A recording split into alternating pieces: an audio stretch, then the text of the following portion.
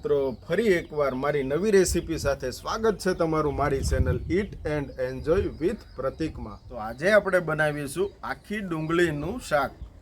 તો ચાલો મિત્રો જોઈએ કેવી રીતે બને છે આખી ડુંગળીનું શાક।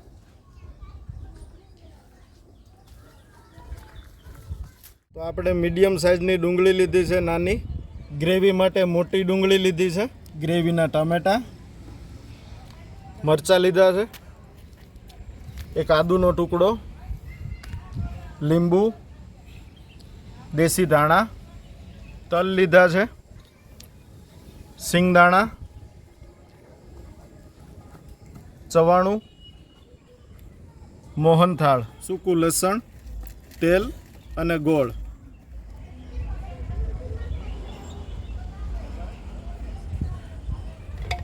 પીસેલું લસણ, મરચાંની કટકી, પીસેલું આદું, ટામેટાની ગ્રેવી, તલ, સિંગદાણાનો ભૂકો, કાંદાની ગ્રેવી,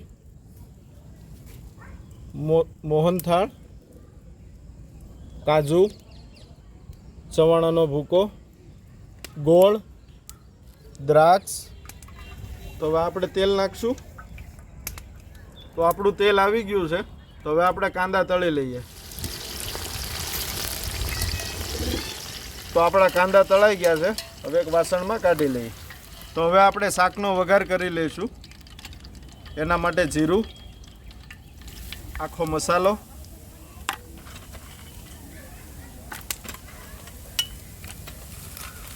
તમાલપત્તા અને લાલ મરચાં, પીસેલું લસણ નાખશું,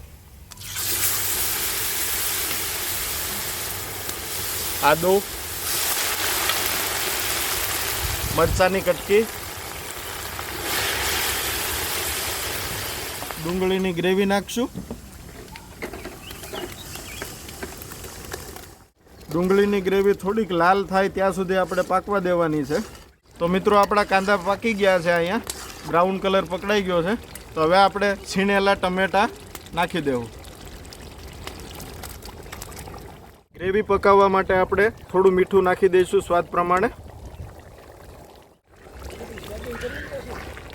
આપણા ટમેટા તેલમાં બરાબર પાકી જાય ત્યાં સુધી આપણે હવે મસાલો તૈયાર કરી લઈએ। કશ્મીરી લાલ મરચું, તીખું મરચું, ધાણા જીરું પાવડર, હળદર, આખા કાંદાનો ગ્રેવી મસાલો। હવે પાણી નાખીને આપણે મસાલો પલાળી લઈશું। આ રીતે મસાલો મિક્સ કરી લઈશું।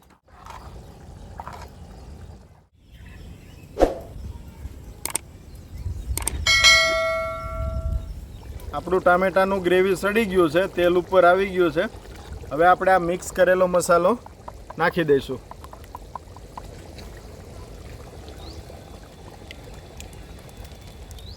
મસાલો નાખ્યા પછી આપણી તળેલી ડુંગળી નાખશું। બરાબર ગ્રેવી મિક્સ થઈ ગયું છે। હવે થોડુંક પાણી નાખીને આપણે આને પાકવા દઈશું।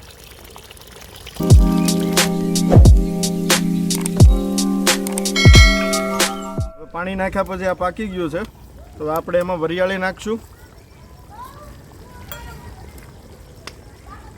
તલનો ભૂકો, સિંગદાણા નાખશું, ચવાણું, મોહનથાળ, કાજુ, દ્રાક્ષ, ગોળ।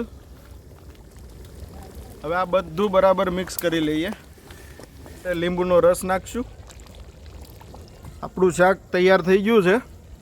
હવે આપણે ઉપરથી લીલા ધાણા નાખીને ઉતારી લઈશું।